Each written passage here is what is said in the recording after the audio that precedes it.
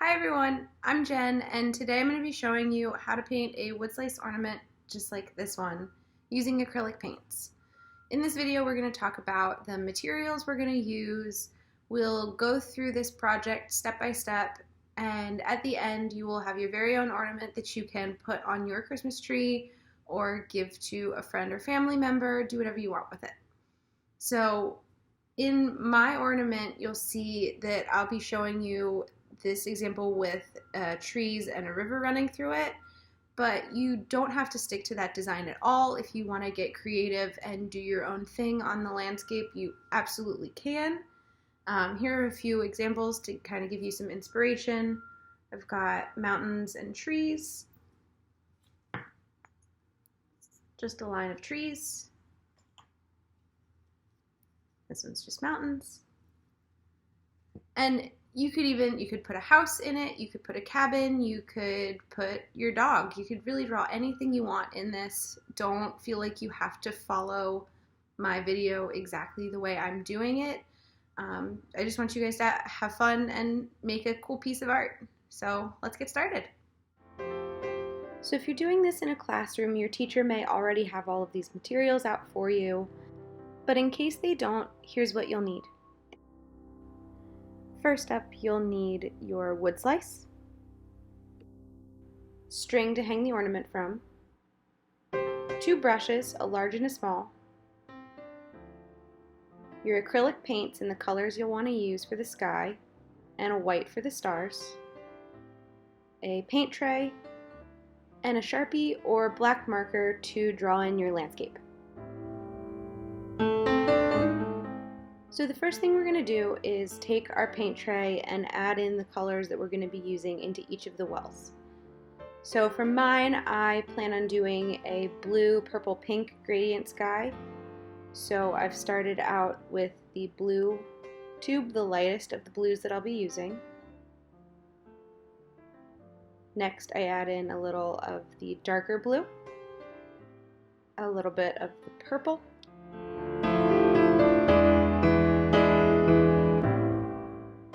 finally the pink. And you don't have to stick with these colors. You can pick any other colors that you like. It doesn't need to be these. Pick anything that you love, any combination that you think would make for a nice fun sky. So now that we've got our paint all set up, let's grab our wood slice and we're going to start thinking about the composition that we want. You could do a mountain range, a straight horizon line, maybe do the whole thing and add some trees at the bottom. Decide on what your landscape is going to be first so that you know where you should put your acrylic paint and what you should leave empty for your landscape. I've decided that I'll be doing a straight across horizon line that I'll be adding trees to later on. So that's about where I want my sky to stop. So I'm first going to take some of my light blue paint and just drag it across. And so this is going to form the bottom of my horizon line.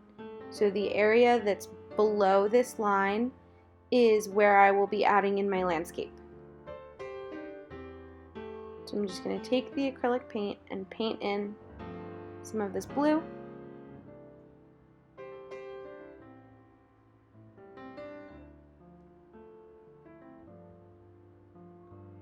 And I like to leave a little space between where my paint ends and where the kind of edge of the wood round is, where the bark starts. So that's why you'll see me kind of going really carefully around the edge. If you don't like that, you are more than welcome to paint to the edge. These are your ornaments. You can make it however you want. You don't necessarily have to follow along how I do it, but I just like having that little space between the edges.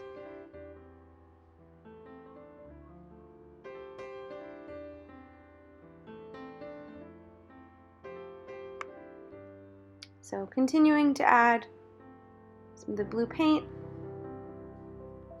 and now I'm going to go in with my next color,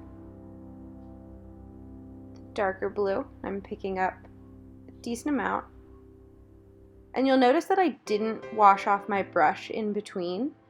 That's because I like to keep my brush kind of, I guess, dirty, you could call it. For me, it helps blending the colors together more seamlessly. So you actually won't see me clean off my brush at any point in time in this process.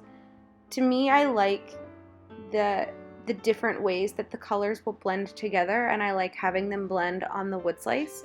So I'm just continuing to add in the darker blue color, letting some of that lighter blue mix in. We're kind of getting a couple different shades of blues in here as those two colors mix together. I don't think it needs to be a really precise process. I kind of like that I let the paint sort of do its own thing, and for me, I think it's fun because then you really never end up with two pieces that are exactly the same, because the colors are going to kind of blend a little differently each time you do it.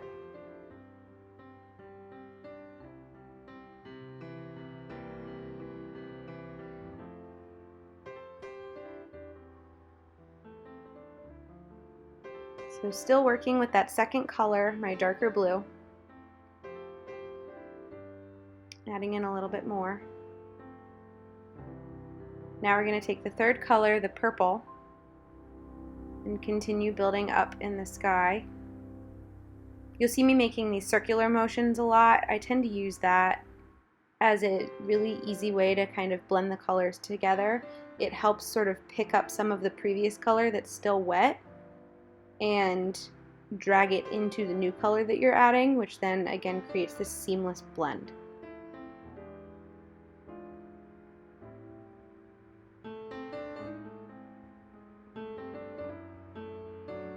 So again, I'm being careful as I go towards the edges because I want to keep that nice clean edge around the sides.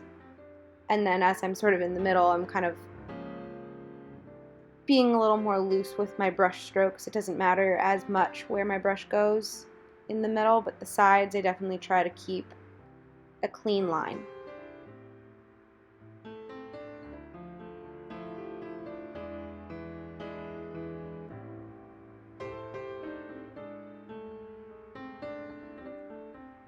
And you'll see here, I actually wipe some of the excess off of my brush. I didn't want too much purple to come down into the blues, so I wanted to get rid of some of that. And I'm going back in with some of the blue just to make sure that the gradient is seamless, that we don't have large patches of purple going too far into the blues. And finally, I'm taking this pink color, adding it in just at the top. And you'll see for this, I'm going to get some of the purple and go back in with that as well to kind of blend the pink and the purple together a little bit more.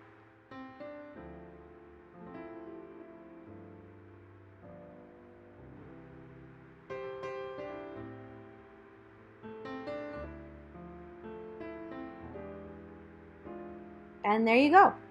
We have successfully finished our sky, so now we're going to let this sit for a minute and wait till it's fully dry before we start on the next step.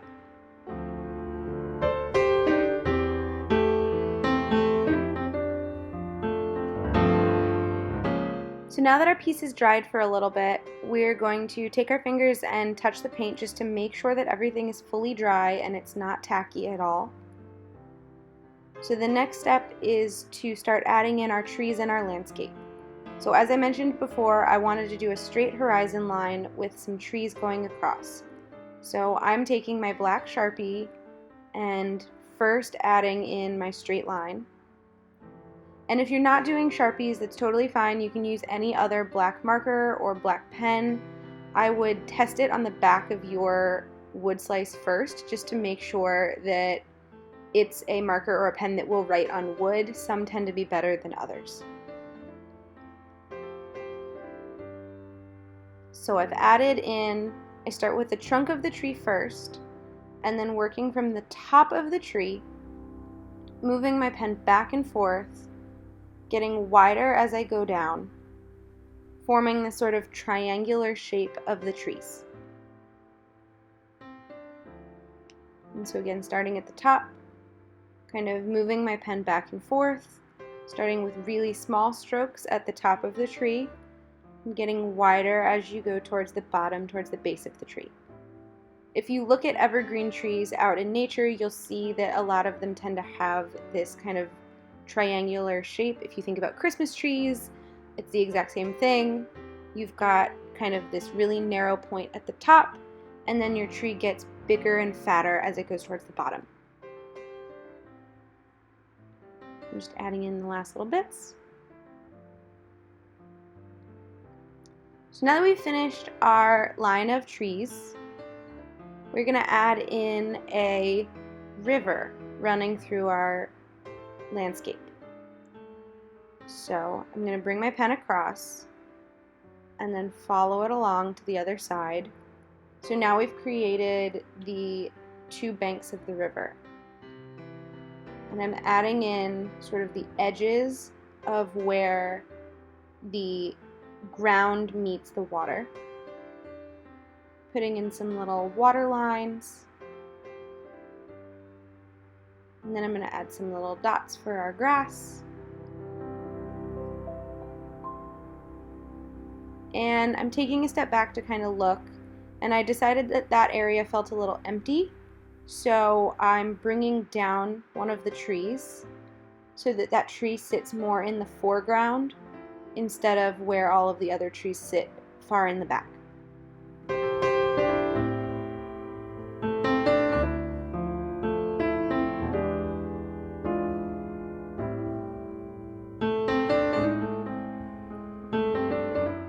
So now we're going to bring our paint tray back in, and we're going to get our white paint so that we can add in all of our stars in the sky. So I'm putting out just a little bit of the white acrylic, and this is where that small brush is going to come in. So remember, we used the larger brush for the sky. You want your small brush to make dots for the stars. So you're going to want to hold your brush very lightly and just kind of tap the white paint to your wood round.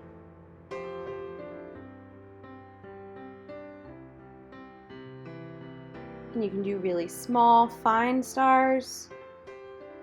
You can push down a little bit more and make some larger stars. There's really no wrong way to do this.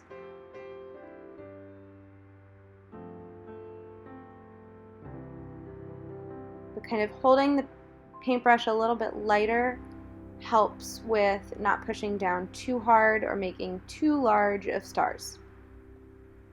But that said, there's no wrong way to do this, so if you decide you really like really big stars, you can totally do that. You can have little stars, big stars. If you want a big trail of a Milky Way running across your sky, you can add that in. If you want shooting stars, you can add those in too. This is your piece, so I want you guys to make sure that you're having fun with it and adding in anything that you want to add in. So now that we've finished the stars, we're going to let this sit for a minute and wait for it to dry. Okay, so we've let our piece sit, and yep, our stars are dry now. So the final touch is to add our string on to make this an ornament. So you're just going to take your twine, loop it through the hole, and you're going to tie a knot at the top of the string. And there you have it. We have successfully painted our first acrylic galaxy ornament. If you followed along with this in a classroom, ask your teacher to take some pictures of your finished ornaments and send them to me. I would absolutely love to see them. If you followed along with this on your own, same thing. I would love to see your finished ornaments. If you could send them to me, either post them in the comments below, share them with me on Instagram. It's at Aranyi, and I can't wait to see what you guys created. Thank you so much for following along.